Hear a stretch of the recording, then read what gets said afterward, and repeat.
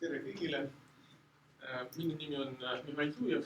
Ma töötan selles instituudis ja tegelen HBM mudeliga, millest täna natuke räägin. Kui palju te olete kokku puutunud modelleerimisega, programmeerimisega, arvutitega, numbritega? Tegeleme praegu ketiga,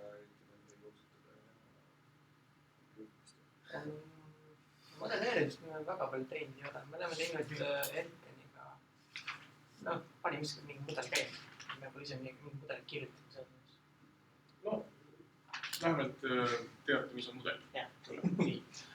Ehk siis see on sissejuhatav loeng selleks, et oleks üldine arusaam, mida need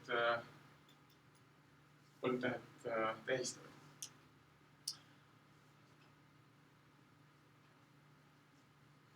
Täna õhtul peale loengu lõppu ja võib-olla eksami ajaks te juba teate, millest koosneb HBM, millised moodulid ta kasutab, mis võrranditega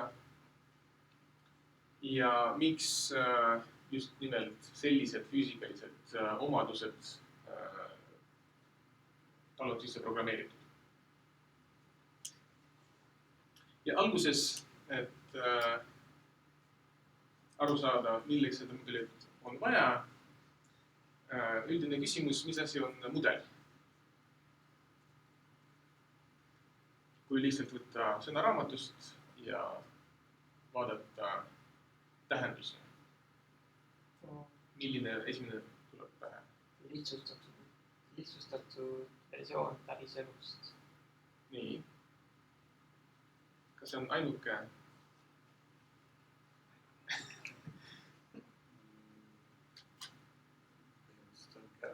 mingisugune lihtsustatud päriselustega, millega see on siis. Ehk siis on mingi prototüüp sellest, mis on väga keeruline, tehtud väga lihtsaks. Ja ta võib olla näiteks matemaatiline, need on kaks joont, kui on näha. Ta võib olla vähendatud objekt, selleks, et oleks odavam katsetele. Ta võib olla loom, mille peal katset tehakse. Ta võib olla, antud juhul on modell, aga inglise keeles on ta selline või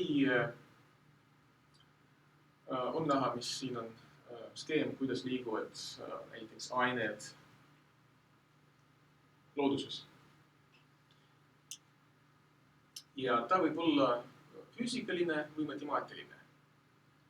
Füüsikaline tähendab seda, et reaalselt näed, millised protsessid toimuvad. Kes oskab kirjeldada, mida modelleerib see bassein? See on liiv, need on andurid ja siin on vesi. Kas te teete kannet? No, lainetuse mõju rannikule. Selle asemel, et ehitada päris rajatisi, tehakse alguses mudelid, kuigi päris suurt mudelid, ja siis vaadatakse, kuidas lained mõjutavad rannajoont, rannakallet. Ja matemaatiline mudel tähendab, et me teeme seda ainult arvutis. Puhtalt valgutega. Ja arvutimudel tähendab seda, et neid arvutusi teeb arvuti mitu korda ja nendest me saame teha näiteks kas aegrea või kaardi või animatsiooni, et vaadata, kuidas antud juhul tsüklon. Projektor annab edasi ainult väiksema osa värvidest. Nii et see on tsüklon. Ja arvutimudel suudab seda teha väga keerulisel kujul. Seda, mis ei ole võimalik teha füüsikaliselt ja matemaatiliselt ühe pildiga. Ja selleks, et kirjeldada ükskõik millist mudelit, meil on vaja teha 3 sammu. Alguses valida, millise küsimuse me lahendame. Milleks seda on vaja luua. Antud juhul, mis on seotud HBM-i mudeliga, on ennustamine näiteks veepinna või üldse vee temperatuuri ennustamine.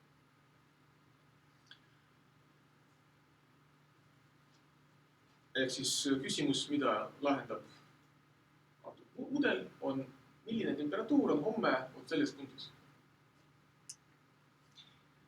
Teine samm on mõelda, millest sõltub see. Näiteks, millest sõltub homne temperatuur selles merepunktis. Kas see sõltub sellest, mis temperatuur on hetkel selles punktis? Kas sõltub sellest, kui tugev tuul puhub? Kas sõltub sellest, kui niiske või kuum õhumass tuleb? Ja kui meie kirjeldame kõik olulised tegurid, me saame neid panna võrrandisse. Me saame määrata, mis väärtusest me alustame ja millised parameetrid meil on vaja üldse koguda. Sest looduses on väga palju protsesse, mida isegi ei ole vaja kirjeldada, et saada realistliku tulemuse. Sest muidu see võtab liiga palju aega, energiat, ressursse, aga meil on vaja lihtsalt teada kindlates piirides seda õiget vastust. Nii nagu prognooside puhul alati. Mis täpsusega te oodate õhuprognoosi näiteks homseks? Mitu numbrit peale koma? Peaasi, et 5 kraadi täpsusega. Näiteks kui on 5,75 või 78, siis ei ole väga suurt vahet. Ja seetõttu on vaja keskenduda ainult olulistele teguritele. Ja juhul, kui protsessid on väga keerulised, siis kasutatakse erinevaid koefitsiente.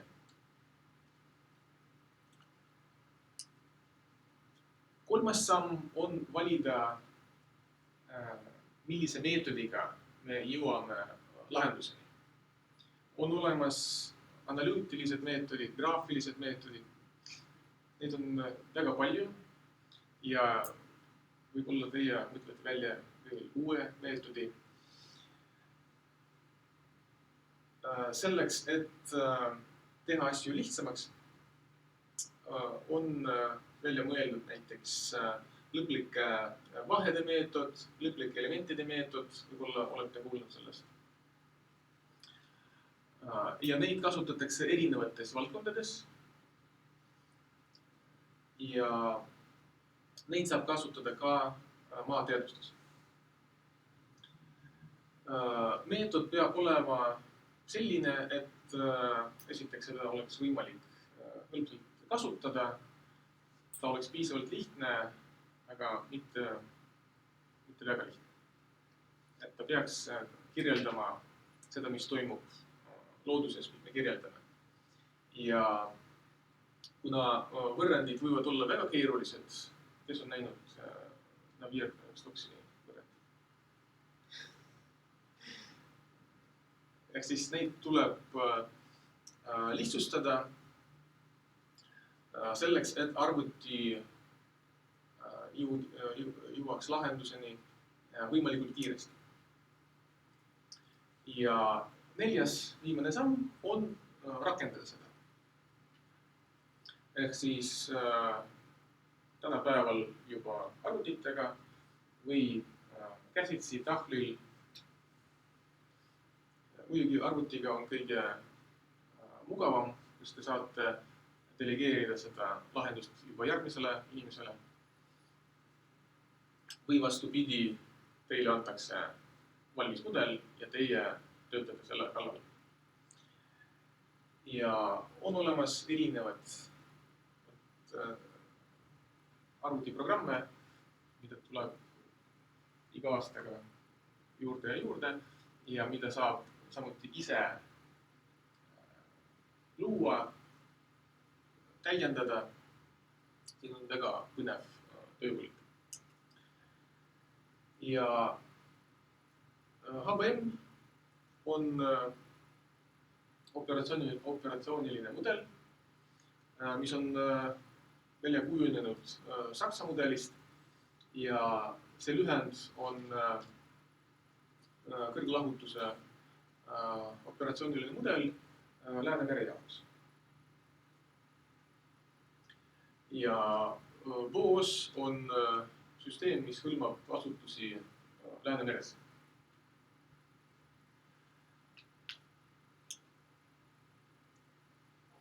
Ja kuna ta on väga suur ja keeruline, ta koosneb mitmest osast ja see piirkond on kõige suurem, mida ta suudab hõlmata. Terve Läänemeri pluss lõunaosa Põhjamerest. Ehk siis see joon on selline kunstlik. Need on avatud rada. Ja kõik teised punktid on maapunktid.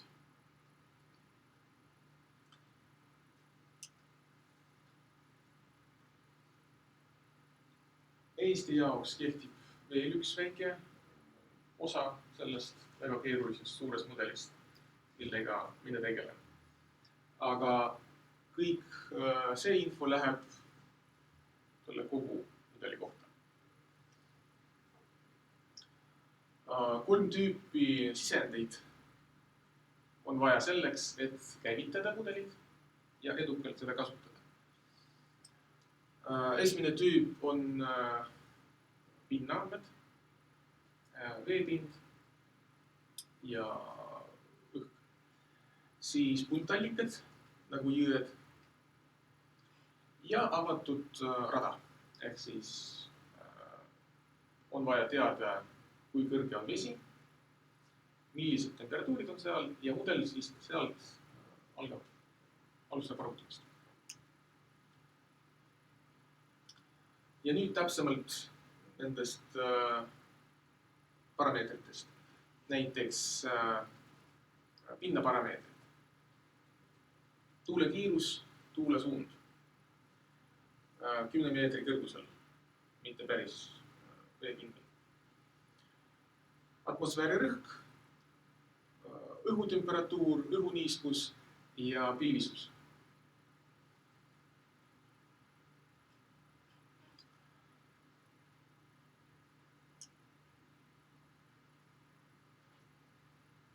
Punktallikad on antud juhul jõed, sest bioloogiat selles mudelis ei ole. Ta on puhtalt füüsikaline mudel. Ja juba kõik teised järgmised mudelid kasutavad sisendiks seda, mis HBM rehkendas. Näiteks, kui keegi tahab välja arvutada, kui suur oleks kalasaag, kuidas õitsevad veetikad, kui suur on see biomass, siis nad kasutavad neid andmeid, kui suur on soolsus, temperatuur, sest sellest sõltub produktiivsus. Aga HBM ise seda bioloogilist osa ei arvuta üldse. Ta annab lihtsalt sisendid. Ja avatud rada. Nagu te näete, et iga mudel arvutab oma tsükliga, antud juhul väljund tuleb iga 6 tunni tagant ja maksimaalselt on 5 päeva ette on mõtet prognoosida. Näiteks, kuidas teile tundub, miks on selline piirang?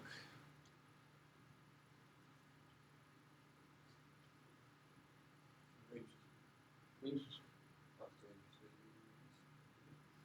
No üks asi on jah, et on liiga palju aega kulub sellele, et arvutada nii pikk prognoos. On veel mõni põhjus? Päris elus on mingid muid lisafaktorid ka, mis hakkavad selle tulemust mõjutama. Ja, et kuna ookean ja atmosfäär on niivõrd dünaamilised süsteemid, siis nad paari päevaga ajavad kõik asju sassi ja 5 päeva, tavaliselt meie kasutame 1 päeva. See on samamoodi nagu elukoht, et teate, mida te teete homme näiteks. Aga 5 aasta pärast on palju raskem ennustada. Ja sama asi mudeliga ja mõned programmid oskavad ka võtta arvesse neid jooksvaid muudatusi. Aga puhtalt mudel arvutab järgmise päeva ainult sellest väärtusest, milleni ta jõudis eelmise jooksuga. Ehk siis teda ei huvita see, mis toimub väljaspool mudelit. Ja HVM annab 3-dimensioonilise välja. Ehk siis tal on 39 kihti ja ta võib öelda mitte ainult veepinna temperatuuri, vaid igas punktis, ka sügavas vees. Ja 5 parameetrit ta annab välja, juhul kui need sisendid olid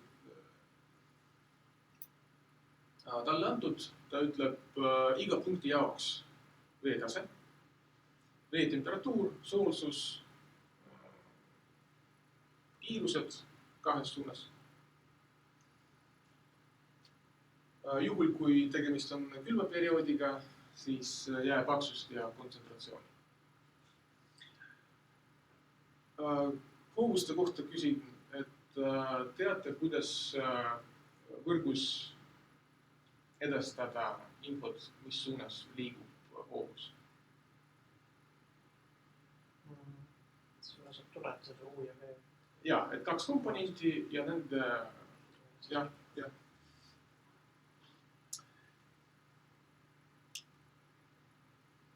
Ja need on piirkonnad, mille kohta on tehtud teine resolutsioon. Näiteks, kui on väiksem piirkond, kus on vaja väga täpselt teada, kuhu voolab vesi, siis pesad tehakse väiksemad.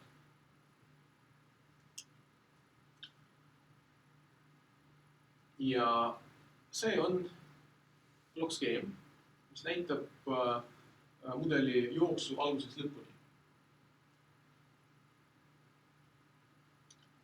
Ehk siis lühidalt meteomoodulis arvutatakse kõik sisendid, pilvisus, õhutemperatuur, tuul, õhuniiskus, sademed. Siis arvutatakse, milline temperatuur ja soolsus on ühel joonel, kus mudel puutub kokku tundmatusega, avatud verega. Näiteks, milleks on vaja temperatuuri ja soolsust?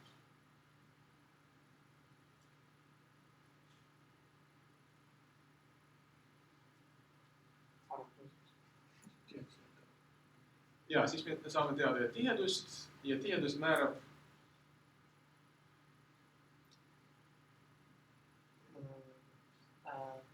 temperatuuri soolsus määravad ära, kuidas vesi liigub. Et kui suurem tihedusega liigub, kas ülejäänud või altpool?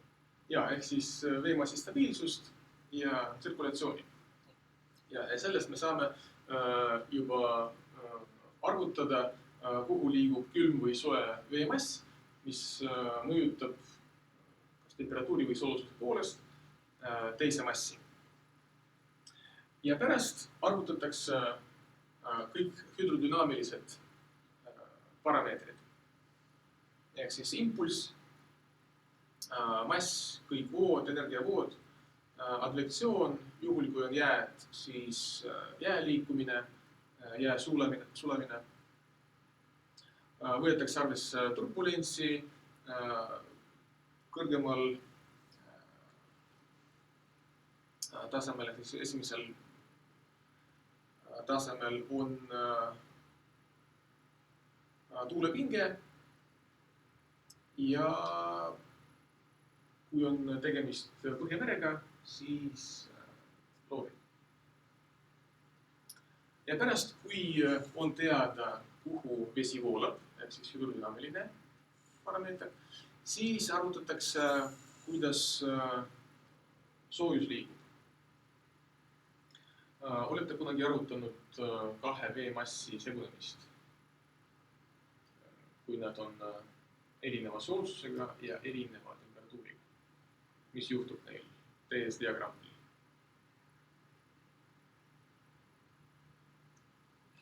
Kui te võtate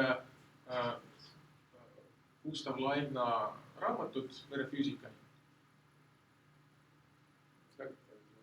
väga põnev lugemine, siis tal on väga palju tähti muidugi, aga on ka pilte.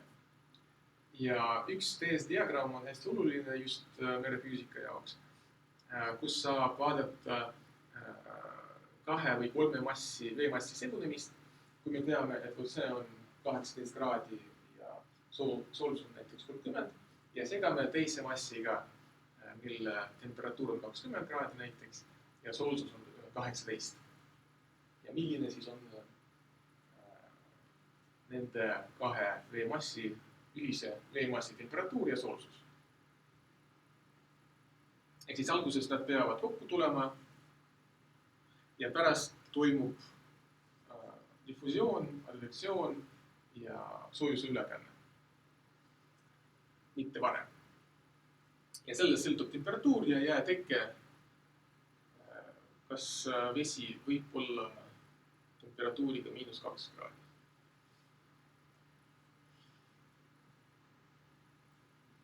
Kui ta on soolane. Ja, kui ta on soolane, seetõttu mudelis me saame seda sättida nii, et vaadata, kas on jääd mudeli järgi ja vaadata satelliidi.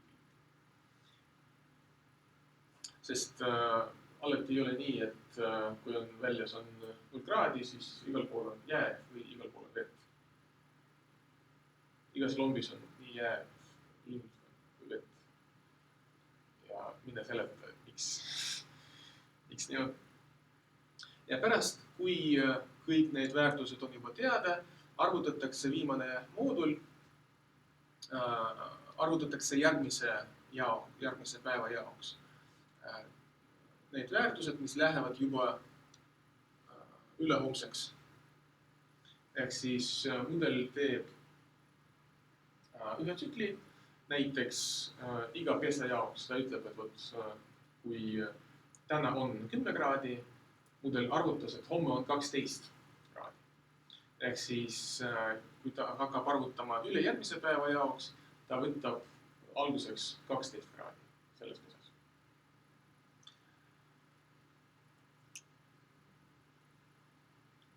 Ehk siis küsimus on enam-vähem piiretletud, meil on vaja neid asju välja arvutada.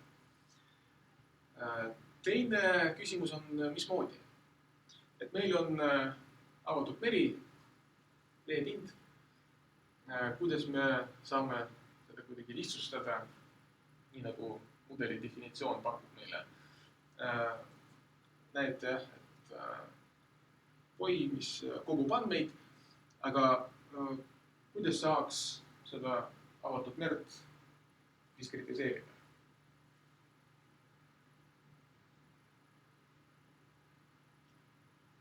Kuidas teie teeksite?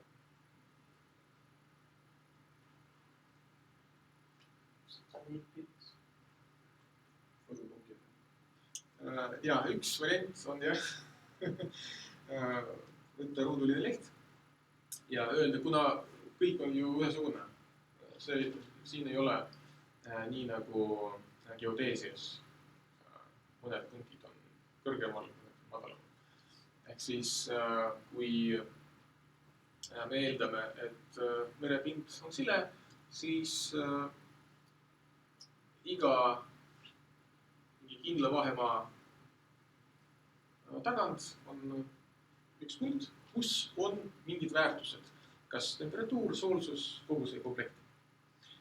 Ja ainult meie otsustada, kui tihedalt me neid paneme.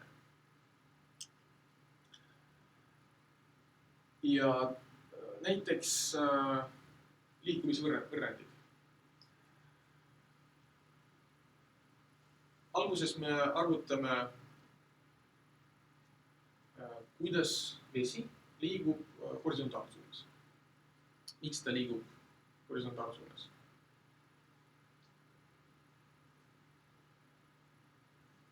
Gravitatsiooniline. Ja, üks võimalus on juhul, kui tegemist on loodetega. Teine on tuulepinge ja veetasemete erinevus. Siis meie arvutame ajas, et 2 tunni pärast, milline on seis.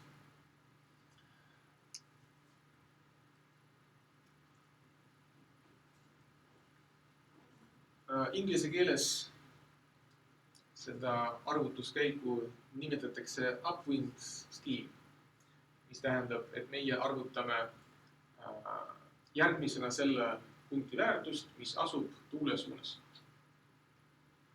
Ehk siis näete, et J-1, J+1 ehk siis järjekord kasvab paremale. Ja näiteks, kui tuul puhub positiivses suunas, siis meie arvutame väärtusi, kui antud see number, siis järgmisena tuleb see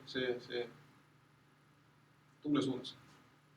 Ja vastupidi, kui tuul puhub negatiivses suunas, siis meie peame alguses teadma selle väärtuse, et saada järgmise. Miks nii on? Kas on oluline, mida mõjutab tuule suund?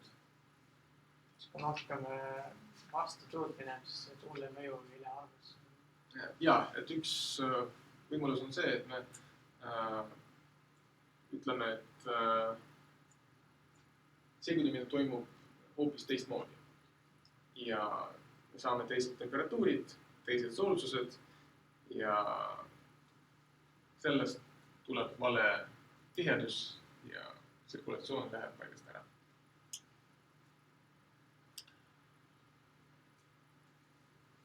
Arakawa mõtles välja erinevad võrkude tüübid ja antud juhul kasutatakse C-tüüpi võrgustik. Ehk siis sõlmedes on veetase ja tahkudel on vastav kiirus.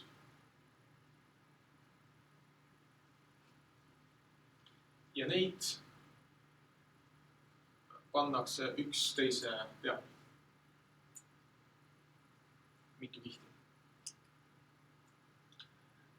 Ja näiteks üks väike arvutusülesanne, et juhul kui vesi liigub kiirusega 5 meetrit sekundis, loode suunas, kui suur on idasuunaline komponent?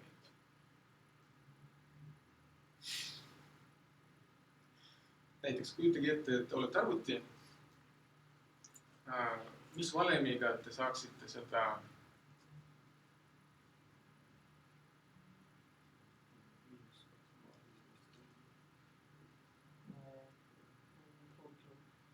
U plus V ja ruut ju. Väike vihje on siin. Teate, mis vahe on hoovuse ja tuule vahel, kui määratakse suunda? põhjatuul tähendab mida? Tuul tuleb põhjast. Ja, põhjast, aga põhjahoovus Läheb. on vastupidi, ta viib meid põhja. Ja antud juhul, kui see on voolusuund reaalsuses ja meil on vaja leida ainult selle komponendi, mida me paneme mudelisse. Näiteks, mis algoritmiga me võiksime leida selle väärtuse?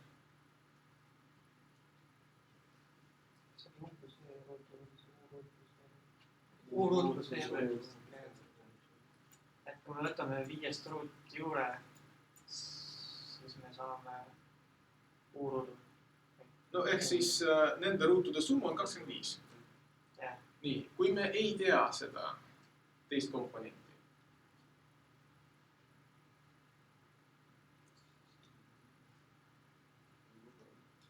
Ja, kuna meil on teada, kui suur nurk on põhja ja ida vahel, kas me saame teada, kui suur on näiteks see nurk?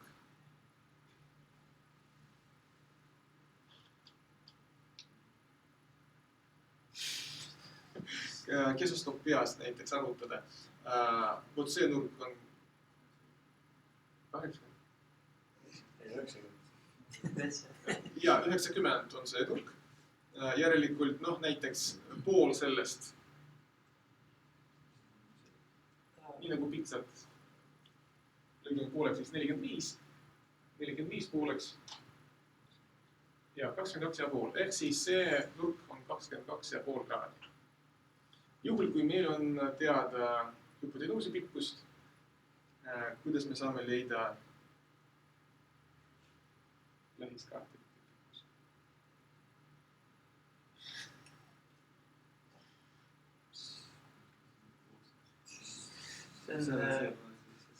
Kuna ta on väiksem arv, siis ta on siinusega, siis siinus 22,5 korda hüpotenuus. No ilmselgelt ta on lühem, jah. Aga siinus on vastaskaartide jaoks.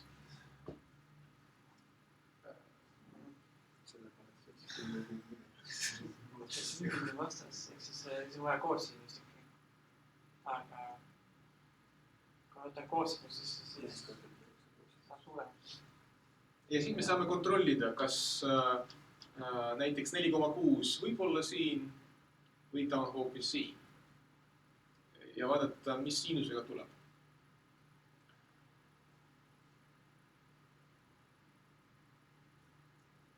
Näiteks proportsioonid. Kumb nendest U või V peab olema suurem?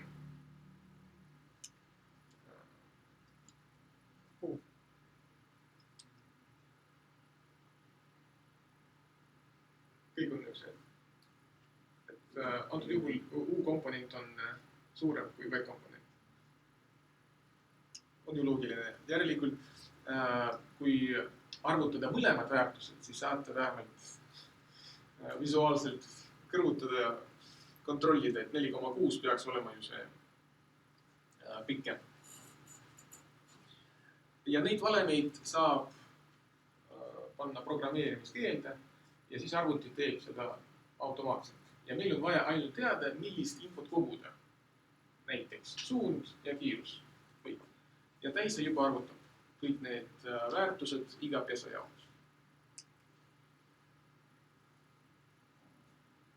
Huvilistele on siin pandud kõik teised võimalikud tarakava võrgustikud, kus kohas võivad olla väärtused, temperatuur, kiirus ja kiirus. Sõltuvalt sellest, mismoodi meil on mugavam arvutada ja milline variant annab täpsema tulemuse.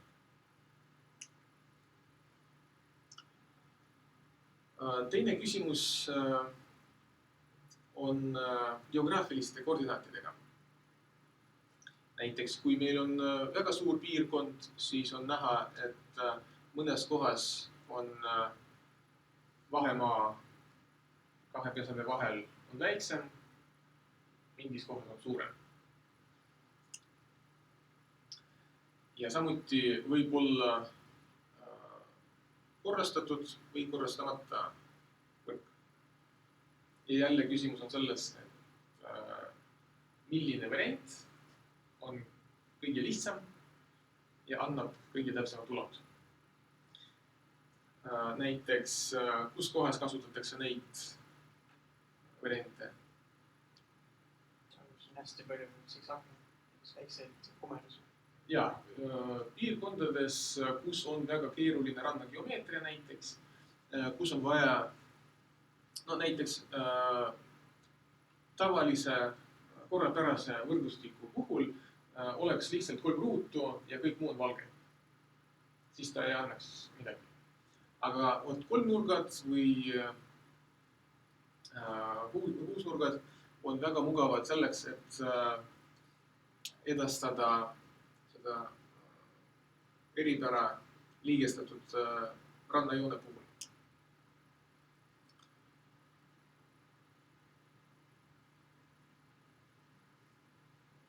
Ja need geograafilised koordinaadid, need on sammud, ruumisammud HBM-i puhul.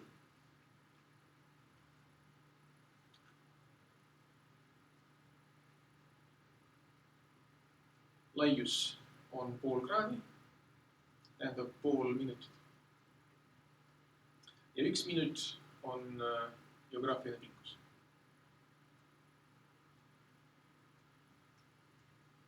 Kilomeetrites ta on peaaegu 1 kilomeeter. 1 ruut. HBM-is kasutatakse Z-koordinaati, ehk siis iga kiht on kindla sügavusega. Aga võib teha ka niimoodi, et ta oleks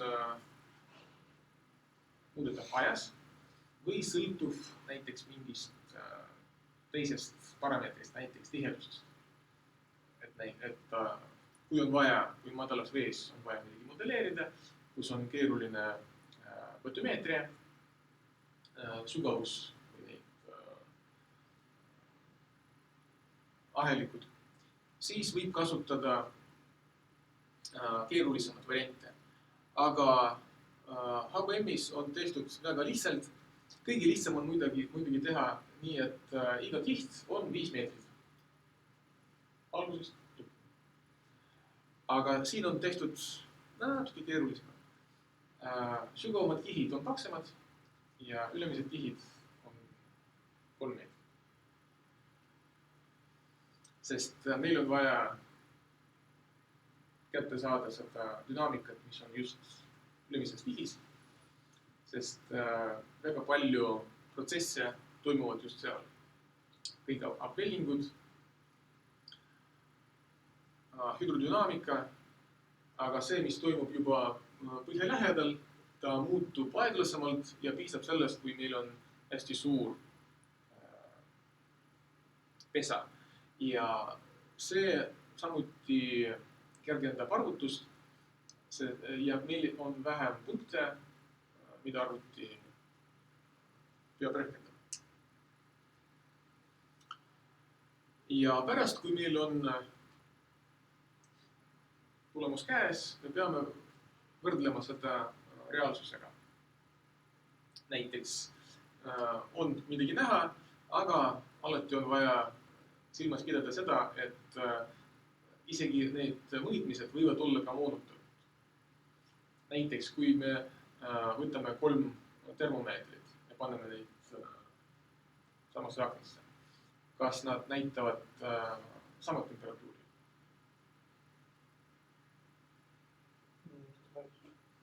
Või kui me võtame 3 erinevat termomeetri, näiteks ühe paneme elavhõbedega, teise paneme elektroonilise. Nad mõõdavad sama asja, sama õhumassi, sama temperatuuri, aga tulemus võib olla erinev.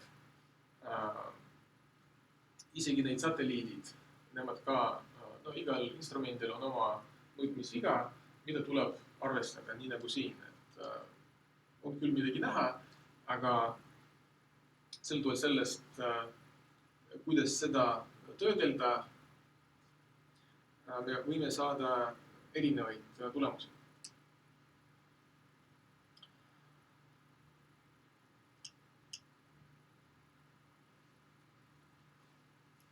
Teine oluline aspekt on väga suure mudeli esitamine erinevatel tasemel. Inglise keeles selle jaoks on termin selline nesting.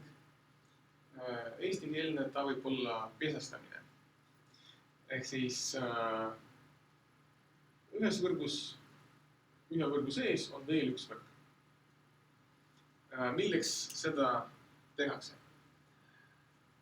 Põhjus on väga lihtne. Juhul, kui meil on suure piirkonna jaoks, meil on vaja väga kiiresti saada kõik väärtused, mis seal on, siis ta on väga lihtne ja pesad on väga suured. Aga mõnes piirkonnas meil on vaja hästi täpseid väärtusi. Aga sama täpsust meil ei ole vaja näiteks avamere jaoks.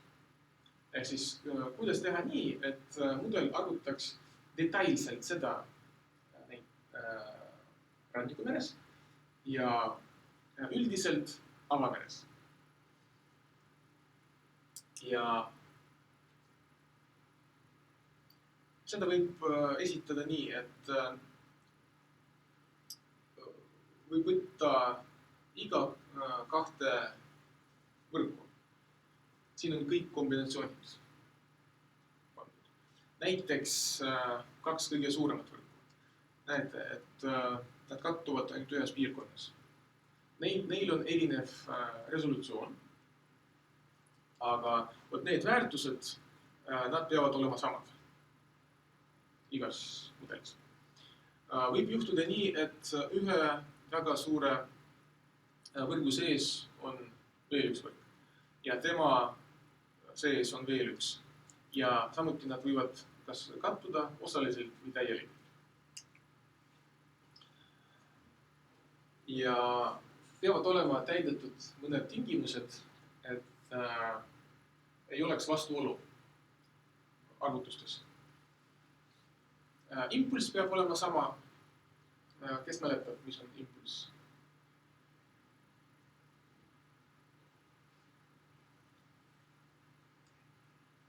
Kas tavaelus te kasutate impulssi? Kunagi olen seda teinud, aga pole seda kasutatud. No olete jalgpalli mänginud? Mingil määral, Ehk siis juhul, kui teie annate kiiruse edasi, ehk siis impulss on massi ja kiiruse korrutis. Või kes on mänginud piljardit näiteks. Ehk siis ta peab olema sama mõlemas võrgus. Muidu üks veemass ühes võrgus liigub kiiremini kui sama mass teises võrgus. Mass peab olema sama, see, mis on kilogrammides. Ja väga tähtis, peab olema sama ajasamm.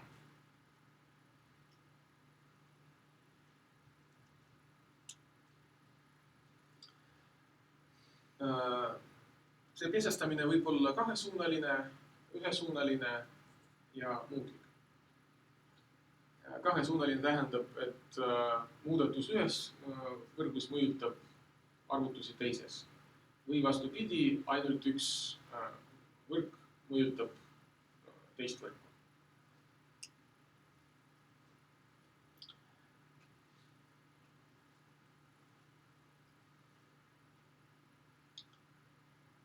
Kus kohas ühesuunalist hästi võib kasutada?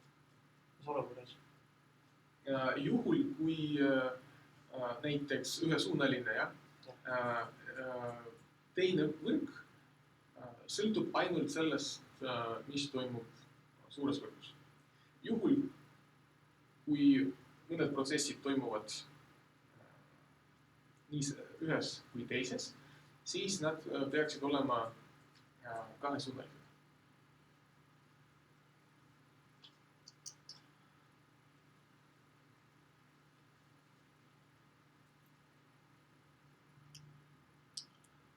Ja üks väike näide, võib-olla see on suuline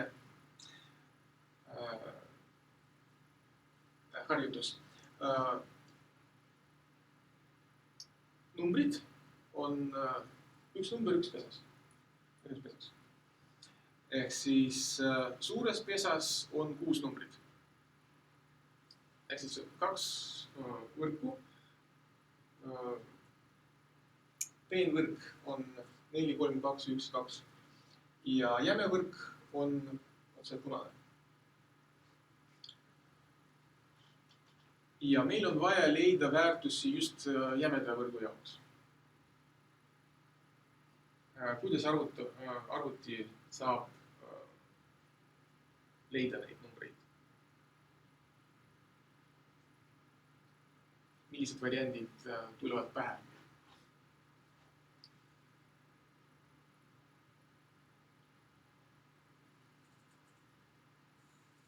See on nagu ühte väärtust või? Jaa, ühes pesas on ainult üks väärtus. Et näiteks kui meie läheme juba rannikumerest avamerre, siis me peame juba edastama numbrid mitte iga kilomeetri tagant näiteks, vaid 3 kilomeetri tagant. Ehk siis nendest 6 pesast tekib üks. Ehk siis kui meil on näiteks temperatuur on selline nendes pesades, millist temperatuuri me ütleme selle suure pesa jaoks? Keskmine väärtus. Ja, kõige lihtsam on võtta keskmise. Ehk siis niimoodi saab leida väärtused teise pesa jaoks, teise võrgu jaoks ja siis, kui lõpeb üks võrk, arvutused jätkuvad teises võrgus. Juhul, kui ta on mitte ainult horisontaalsuunas, vaid ka sügavuses, siis on tähtis, et ühe kihi ulatuses oleks täisarv kihte teises võrgus. Ei saa olla nii, et 2,5 kihti on ühest võrgust ja üks kiht on teisest võrgust. Ja kõige põnevam asi on ajasamm. Juhul, kui on ainult 2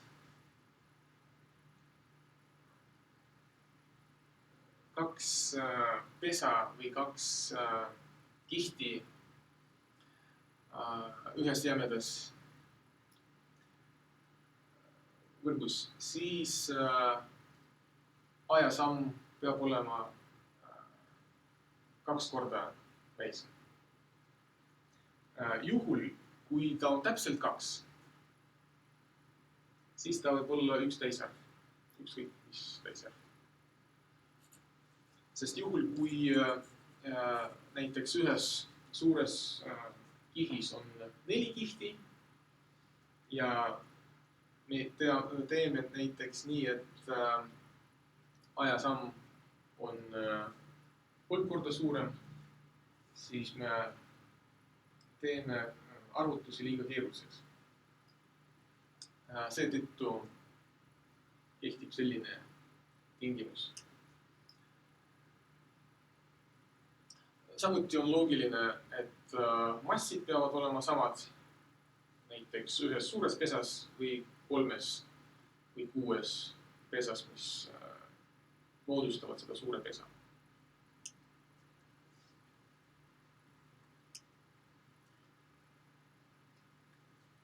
Kuidas te mõistate terminit ajasamm?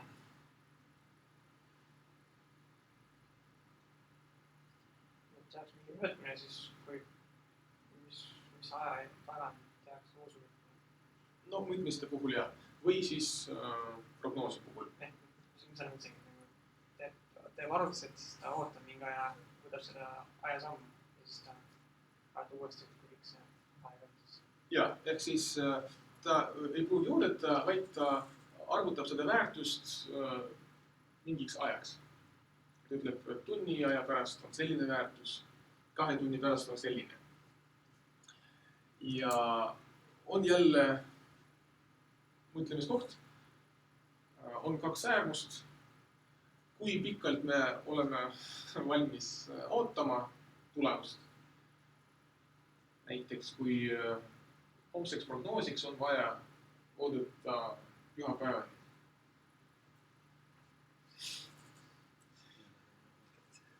Või vastupidi, me saame seda 2 sekundiga, aga ta ei ole väga täpne. Ja vot seda tuleb leida see tasakaal, et ta oleks piisavalt täpne ja mitte väga aeglane. Ja ajasamm määrab stabiilsust. Kas mudel läheb lolliks või mitte. Ja vot see on oluline tingimus, kuidas määrata, kas mudel on stabiilne või mitte, kui me vaatame seda ajasammu järgi.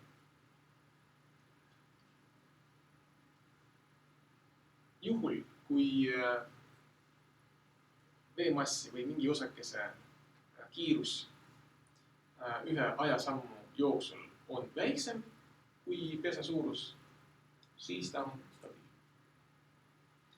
Juhul, kui ta on ühe arvutuskäigu jooksul võib hüppata teise pessa, siis ta on ebastabiilne. Ehk siis ta ei tohi üle hüppata.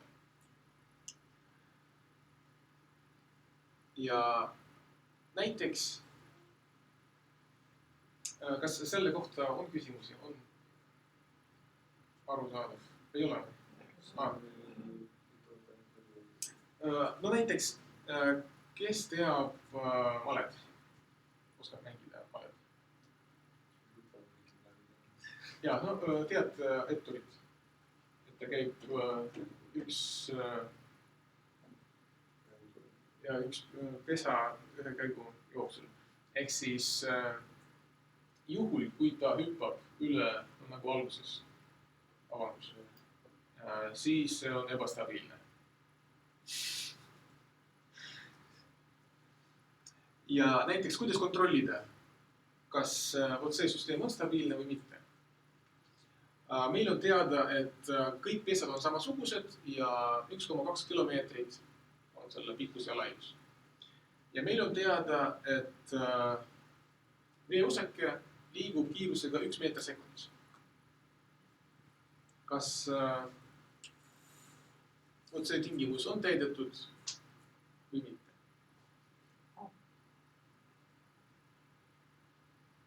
Kas saab seda analüütiliselt tõestada?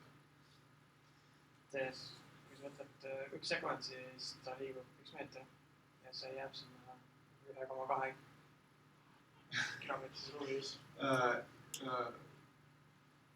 Ja nüüd küsimus on, kui suur peab olema ajasamm.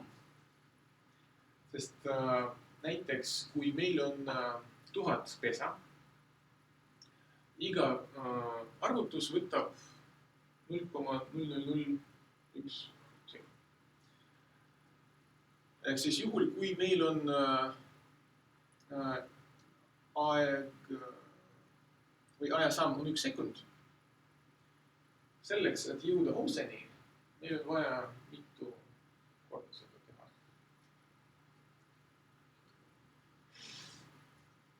Ainult ühes tunnis, ühes pesas on 3600 arvutus. Aga meil on 1000 pesa ja 24 tundi. Ja enne seda, kui arvuti läheb keema, meil on vaja tulemust saada. Ja küsimus on selles, et iga sekundi tagant ei ole vaja seda välja arvutada. Võib-olla mõni minut, 2 minutit, 5. Et kui suur peab olema või võib olla antud tingimuste puhul ajasamm.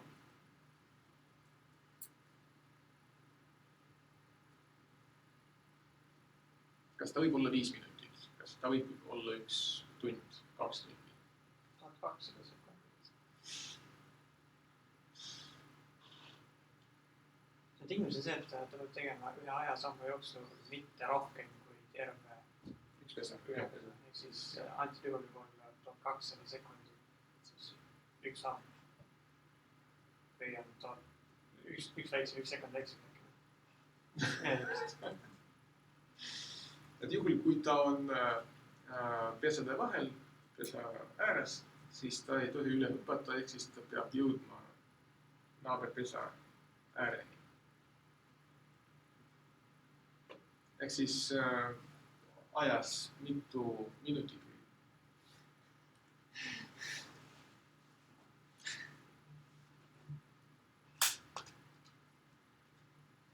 Kui oletada, et maal on 60 sekundit on 1 minut ja 60 minutit on 1 tund. 20 minutit. Kui on 1200 sekundit, ma ei tea, see on õige või ole.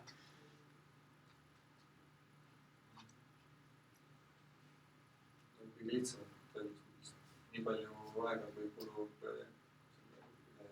pesa pikkuse tarbimiseks.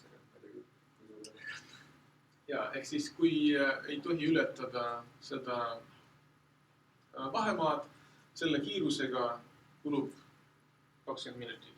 Ehk siis üle 20 minuti ei tohi olla ajasamm selles mudelis, nende tingimustega.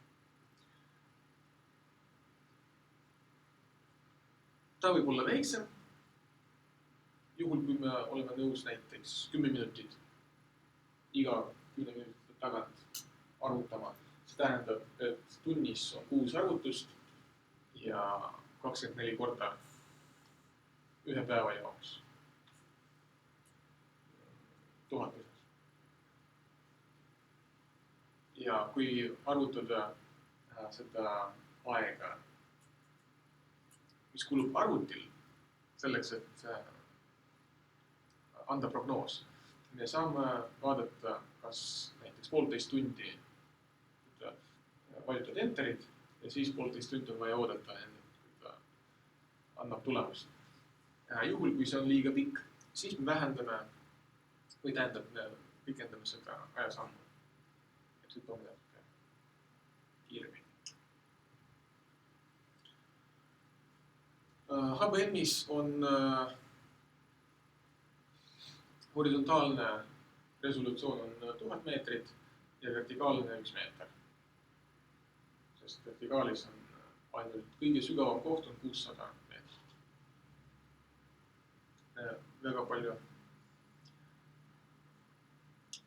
ei saa. Selleks, et veemassi stabiilsus oleks realistlikum, kasutatakse erinevaid koefitsiente ja valemeid, mis kirjeldavad peendünaamikat veemassides. Näiteks diffusiooni, mida määrab diffusioon.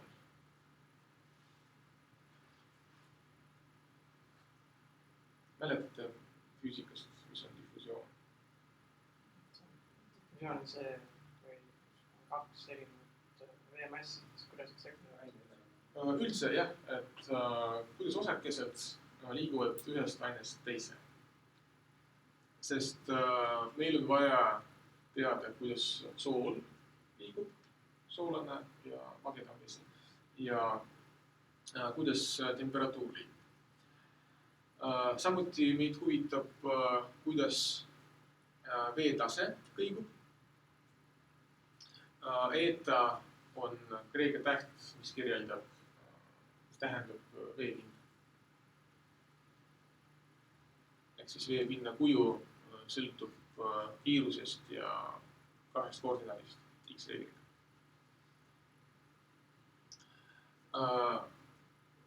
Pruudjärv on tuttav.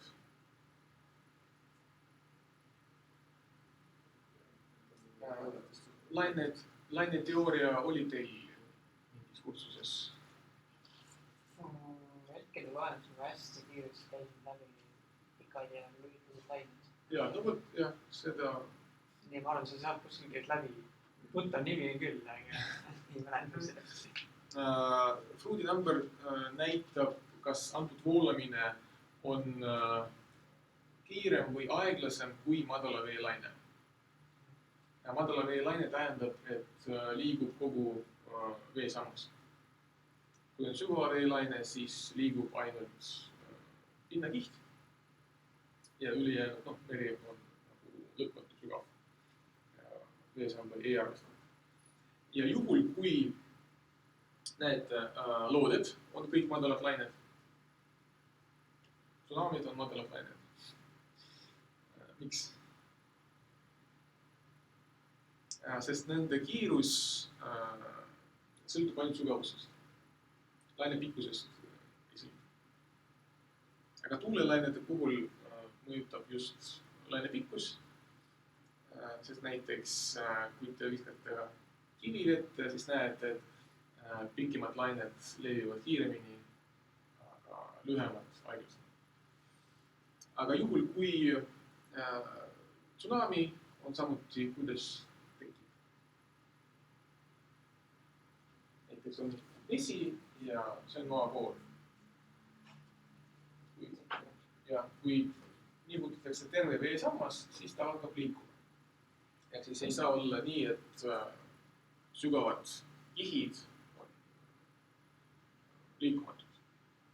Samamoodi loodete puhul, kui maakera pöörleb, kuu mõjutab, päike mõjutab, siis liigub kogu veemas. Ja juhul, kui vesi liigub kiiremini kui see madala veelaine, siis on see Fruudi number on üle 1, siis see tähendab käredat voolu. Ehk siis kujutage ette, tuleb tõus, aga vesi liigub veelgi kiiremini kui see laine. Siis tuleb selline voolamine nagu pihusist.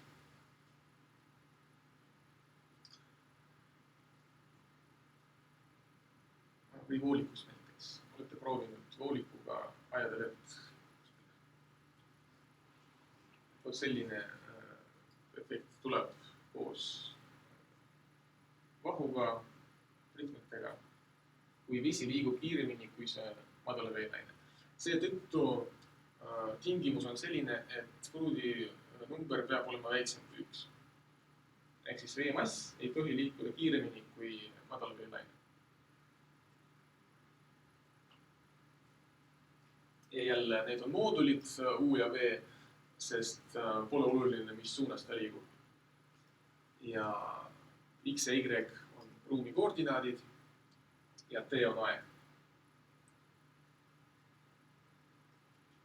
Mis? Kas see kirjeldab seda nende laine härjade kujunemist? Ei, härjade kujunemist ei kirjelda. Mis dimensiooniga Fruudi arv?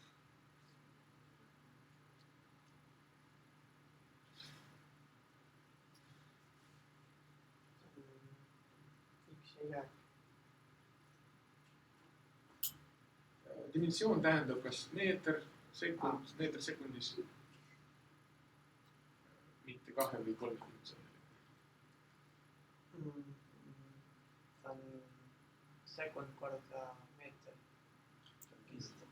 No näiteks kui kiirust jagame vahemaaga,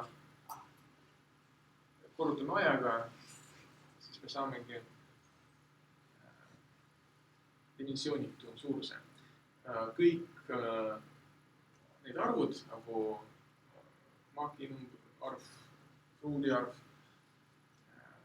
on dimensioonitud. Neid on väga lihtne. Reynoldsi arv, neid on lihtne võrrelda.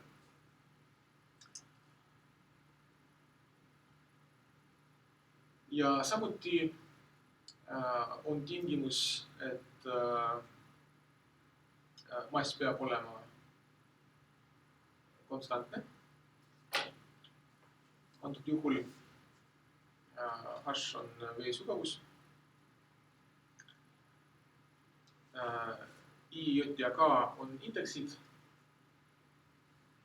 Ida, põhja ja sügavus.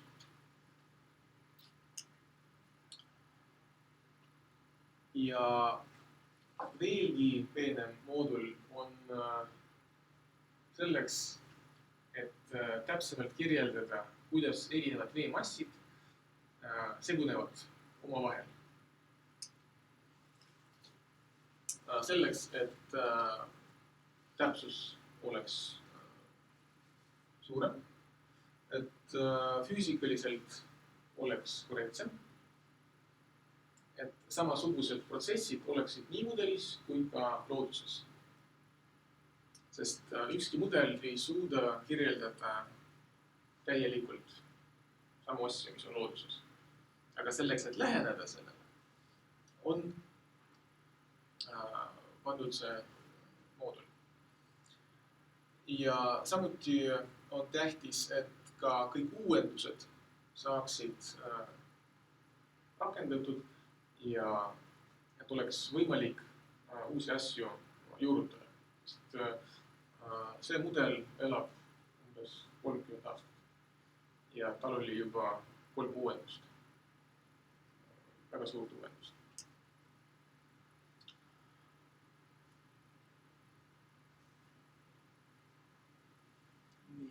See valem tähendab, et kineetiline energia jagatud hajuvusele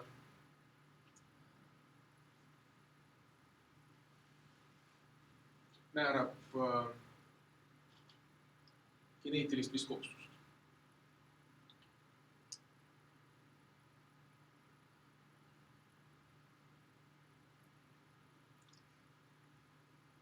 Nende valemitega arvutatakse kineetiline energia pinnakihtides, kus on kõige tugevam turbulents, kus kasutatakse juba pingitensorit ja kasutatakse juba koefitsiente. Ehk siis kõik on diferentsiaalvõrrandid, mis tähendab seda, et iga keessa jaoks on mingi oma väärtus.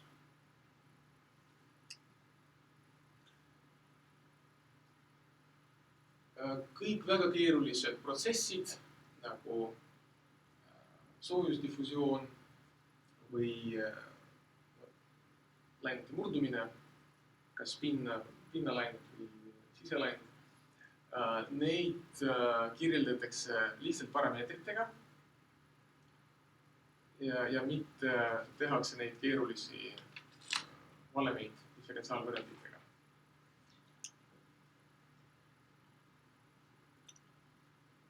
See on lihtsalt näide, kuidas arvutimudel oskab kirjeldada segunemist külma ja sooja vee vahel. Juhul, kui meie anname erisoojust ja me saame võrrelda seda tulemust katsetega, vaadata päriselt soojama külma vette ja vaadata, mis klapib ja kus kohas ta läheb lahku. Ja juba pärast uuendada või täiendada seda valemit.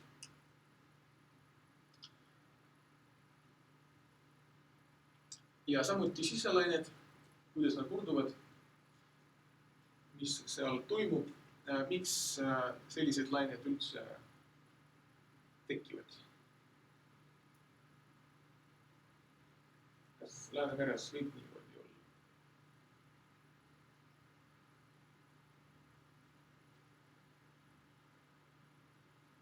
Või see ainult võttes, kus mõtlesid neid väikseid sakkeid hästi?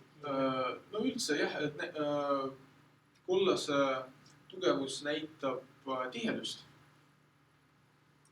Ehk siis suurema tihedusega vesi on all ja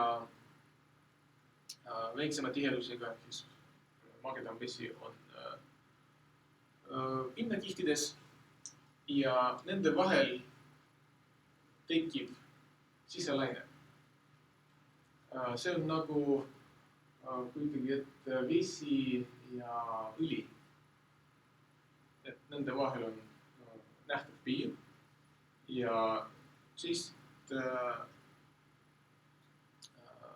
natuke lohistate seda pudelit ja näete, kuidas see õli veepind kõigub. Ja mõnel hetkel tekib resonants ja siis tekivad juba väiksemad siselained.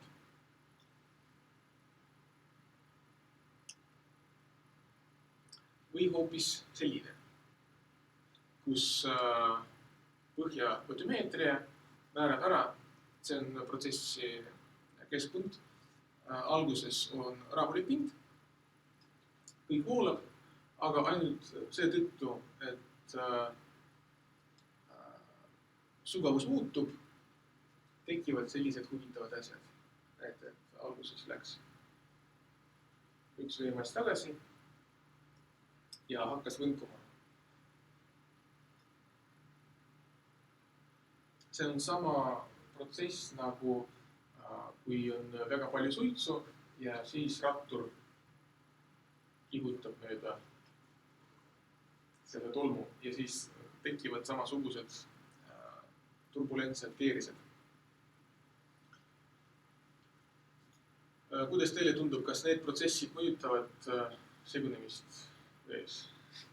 Juhul, kui me tahame pärast vaadata, mis temperatuuriga on tegemist selles pesas või soolsuse väärtust. Aga pärast keegi hakkab arvutama, kui näiteks kui siin olid toitained, et kuhu tuleb kala, siia või siia. Seetõttu on vaja hästi täpselt kirjeldada neid protsesse, et neid saaks modelleerida. See on algus.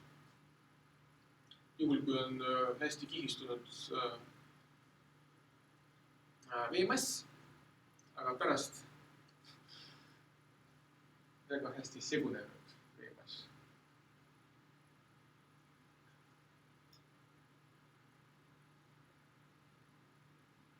Mäletate, mis on upwelling?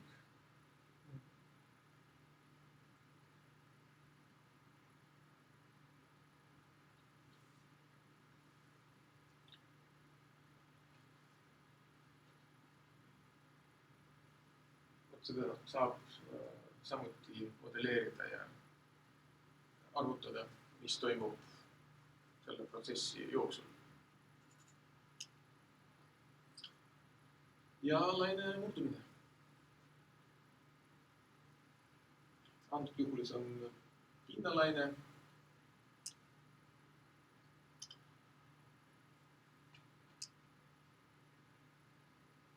Ja mõned terminid, mis on olulised selleks, et kirjeldada mudelit ja selle tulemusi ja prognoosi kvaliteeti. Näiteks, kuidas teie nimetaksite protsessi, mis tähendaks mudeli sättimist, kuni ta annab realistliku tulemuse.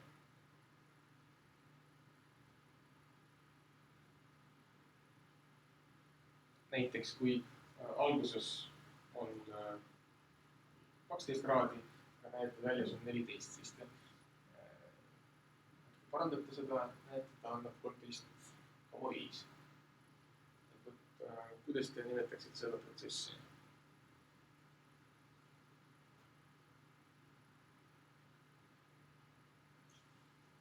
Vihje on pildil.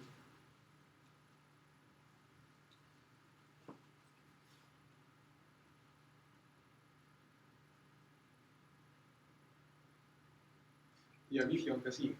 See on ingliskeelne termin.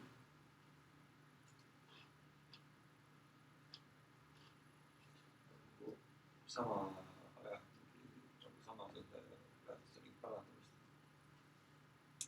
Mitte ainult väärtust, vaid võrrandeid, et kogu mudel paremini teeks seda, mida me ootame temalt.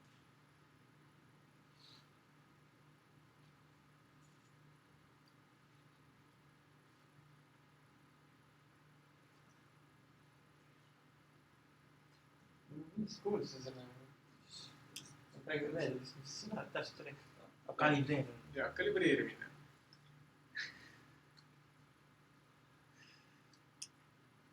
Et näiteks protsess, mille jooksul me näitame, et mudel toimib ükskõik mis olukorras. Mille jaoks ta on loodud, ta toimib madalas vees, sügavas vees, vahepealses vees, rannikumeres, avameres, Punases meres.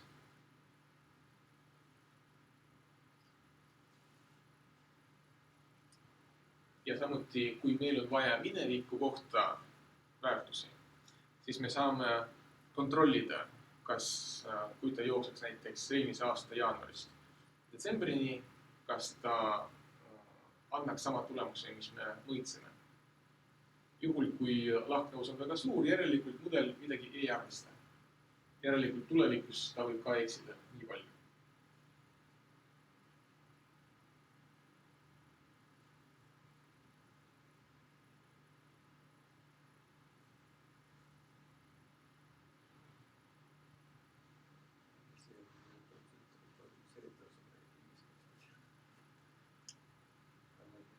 Ja valideerimine, et nii nagu bussis tõestad, et okei, selles bussis, selles trammis, igal pool.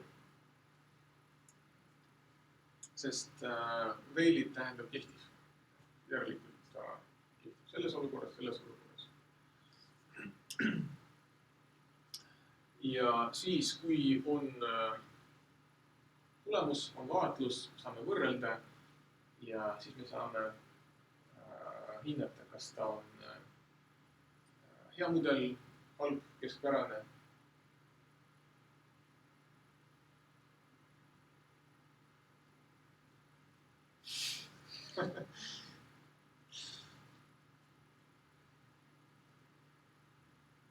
Näiteks, mida siin inimene teeb.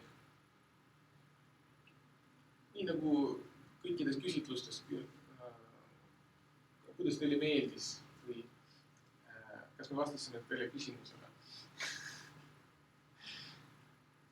Või kui tõenäoline, et te soovitate meid tuttavalt?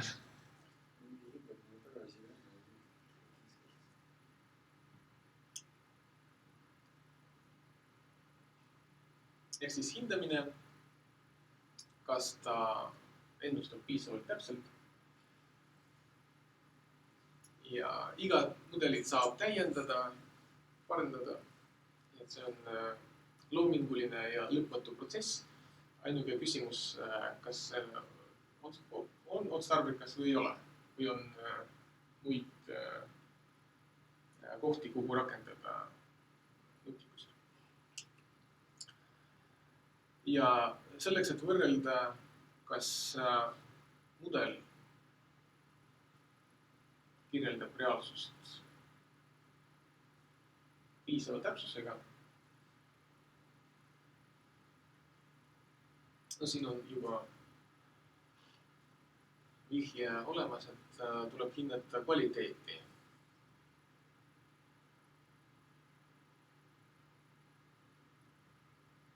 Et kas tõepoolest on nii looduses? Kas tõepoolest juulis on jääd? Nii nagu mudel ütles.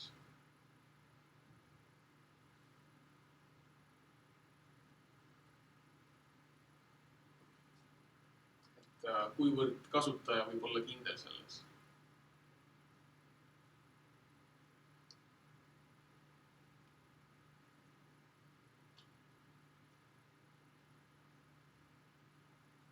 Kujutage ette, et räägite arvutiga. Olete kunagi kasutanud Cleverbot funktsiooni. Kuidas kindlaks teha, kas see on inimene või arvuti?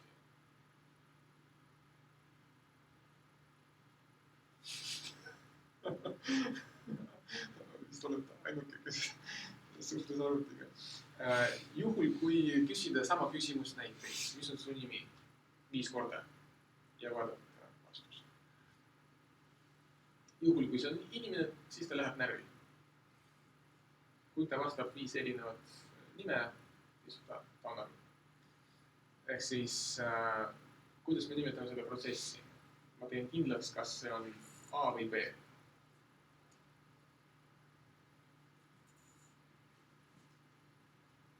Kas näiteks üks väide on tõde või väär.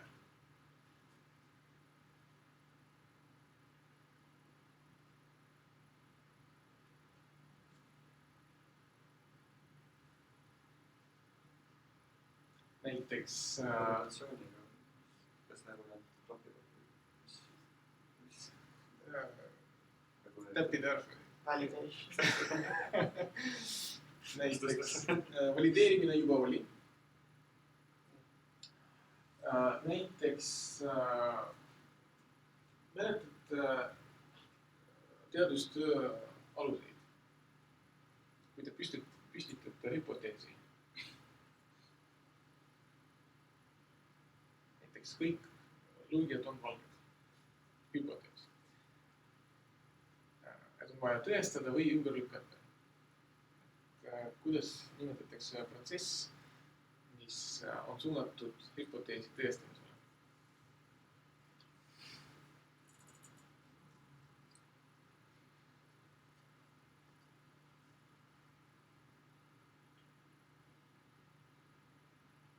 Ja sama tüvega on ka eesti keeles seda.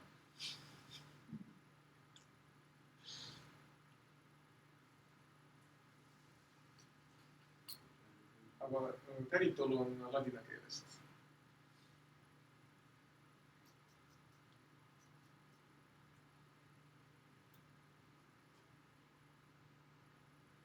Kuidas on tõsi ladina keeles? Ius.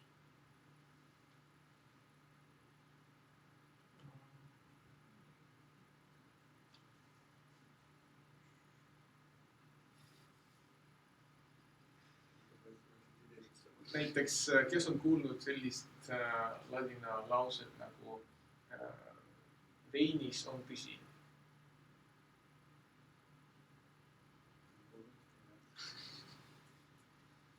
Aga vees on ravi.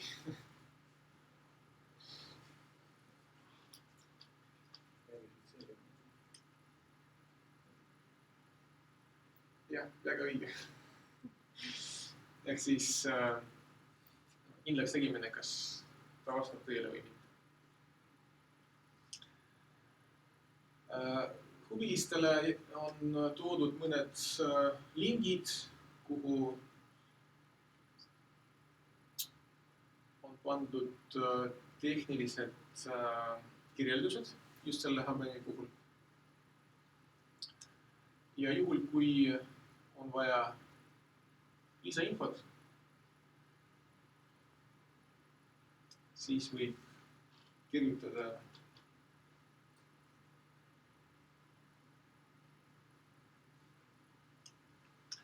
ja nüüd on küsimused. Vastused on juba olemas ja te saate küsida mida tahes mudelite kohta. Ja võib-olla meelevaldses järjekorras, sest vastused on juba ette valmistatud.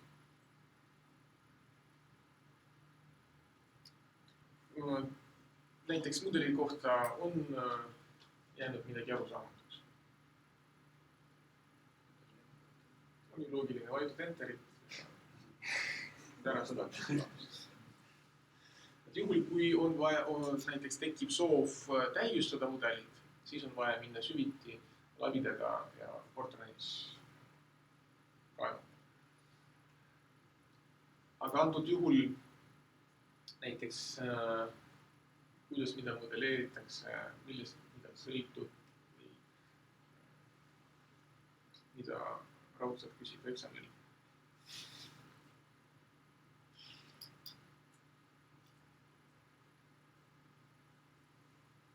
Võib küsida ka homse ilma kohta.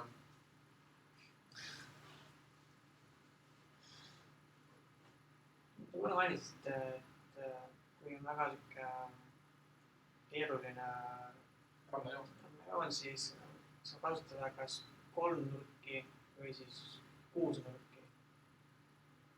Ma saan aru, et kolmnurgad on vist erineva suurusega kolmnurgad, Yeah. aga kuusnurgad. Meil korra mainiti ka seda, et ka siin olemas, aga kui ma küsisin, siis öeldi, et ei oska rohkem midagi öelda selle kohta. No, siis on lihtsalt 6 väärtust. Ja siis me saame väga keerulisi jooni edastada 6 nurkade kaudu, sest see on looduslik, ka mesilased teevad samamoodi. Ja ta on geomeetriliselt ilus. Ja meil on vaja ainult 6 väärtust tippudes. Või tahtsid teada, kuidas näiteks ringi teha nendega või... Pigem seda, et näiteks kolmnurka ja siis kolmnurk ju sa saad kolmnurka teha vastavalt tõendas looline. Jaa. Kuusnurk on nagu mingi kindla nurgaga. Jaa, võt selles ongi see moment, et olete kuulnud triangulatsioonist. Geodeedid, hüdrograafid kasutavad seda mõistamisest. On mugav, kui arvutuste arv on väike. Juhul, kui iga kolmnurga jaoks on vaja need nurgad, siinused, koosinused, siis väike pesa võtab palju aega. Aga siin, kui nurgad on juba teada, pikkused on teada, siis arvutused on kiiremad.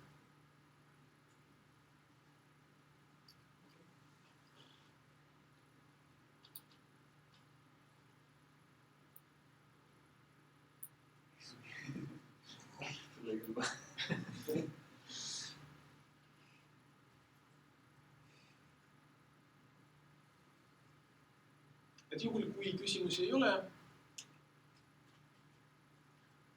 siis vastusi ka ei tule. Ja siis selle materjali kohta küsib juba raudsepp eksamil. Enne seda võite küsida, kui näiteks tahate lisainfot, siis ma saadan neid kas seda salvestust või PowerPointi. Kes selle lingi kaudu saab selle lingi üle?